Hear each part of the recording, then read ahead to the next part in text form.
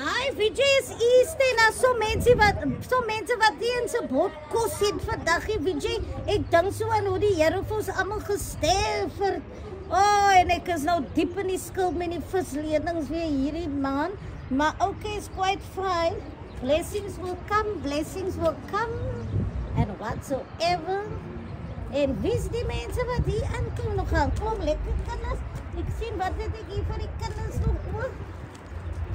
Sy nou nie in sy blerrie bunny in nie, maar ook hulle kan het uit lekker at least. Dikke grate.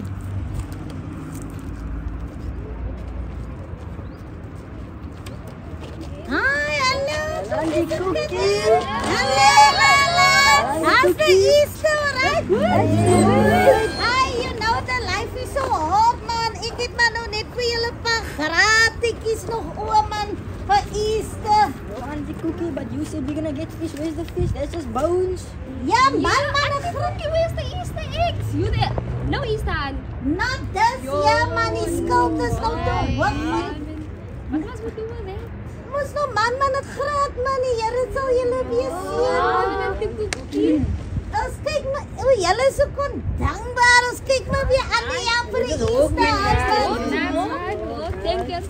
Ja, maar vra vir jou ma of sy nie my skuld wil betaal vir die visie, man.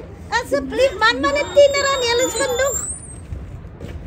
Stay blessed, happy Easter, Cookie se kinders.